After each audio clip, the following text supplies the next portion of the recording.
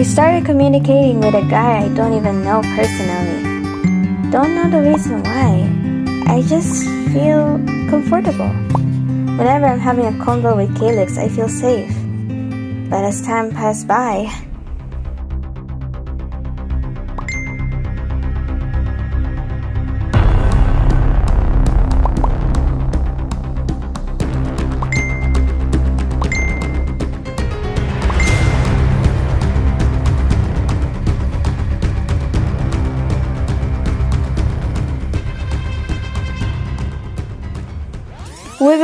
Wait. Why would he want us to meet? I mean, yeah, that's great and all, but why just the two of us? And out of nowhere. This isn't gonna work. I'm gonna ask Lola. Oh, Grandma, because I just recently started using the internet. But then suddenly I don't know what's happening. Like, I don't feel safe. Grandma, what am I going to do? I don't know what's happening. But please tell me, Grandma. I know you know a lot about this. You always said you used to be like me back in 2020, right? oh my Apo, now that you've asked that, I want to tell you a story of my life and how our generation was back at the time when we fought the COVID-19 pandemic. It poses a greater global threat than terrorism. USS New York bans all gatherings of 500 people. Many years ago, all of us were devastated to hear the effects of the pandemic. We can't go out, especially those who are below 18 years old. We were all locked down inside our houses and we relied on almost everything on the internet. We learned how to shop online through Shopee, Lazada, Grab, and many more online shops available. The internet helps all of us to buy anything we want without having to go outside, and it saves us more time.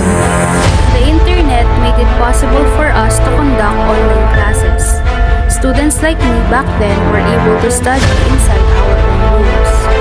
TikTok helped to ease our boredom. We can watch other people's videos and interact with its creators. There are dances that became a trend. It was fun to interact with people since we are not allowed to go outside.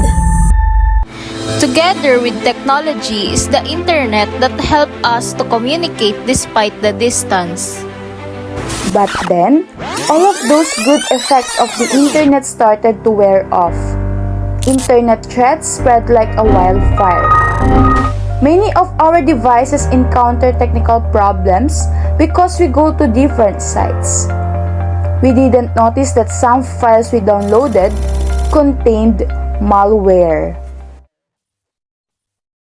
Here is an additional information for you, my Apo. Malware stands for malicious software, and there are 5 types: the virus, worms, trojans, spyware, and adware. Users' devices also encounter spam, phishing, and botnets.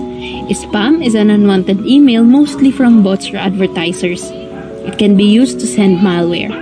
Phishing, on the other side, my Apo, is an unwanted acquisition of sensitive personal information like passwords and credit card details.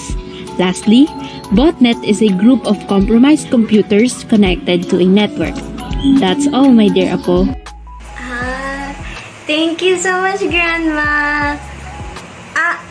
Grandma, can you give me some tips on how to stay safe online? Because there's this guy, he keeps on messaging me, and I don't know what I'm supposed to do. I don't really know him, and he started acting creepy. Sure, Apo. Here are some tips on how to stay safe online. Tip number 1. Be mindful of what you share online and never post anything about a future vacation.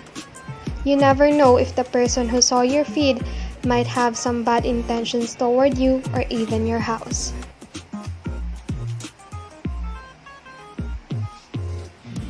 Tip number 2. Do not just accept terms and conditions. Read it. almost everyone is guilty of just clicking the yes, I agree without even reading the terms and conditions fully. Tip number 3.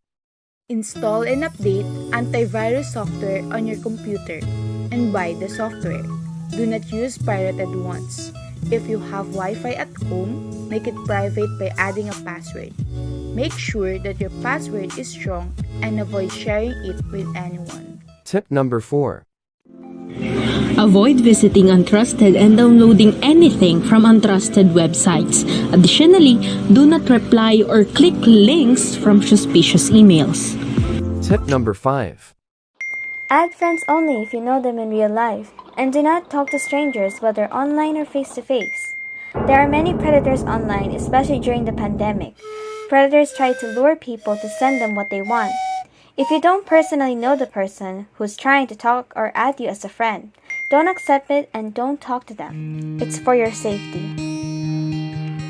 Apo, the use of the internet can be overwhelming, exciting, and very entertaining. Also, the internet is a vast network that interconnects with each other from all computers all over the world. With the use of internet, it's possible to access almost all of your information, communicate with anyone else in the world, and do much more. Your generation, my apo, is immersed in the usage of the internet, but you need to be responsible for what you post, for what you share, on what you click, and be mindful of your words and actions.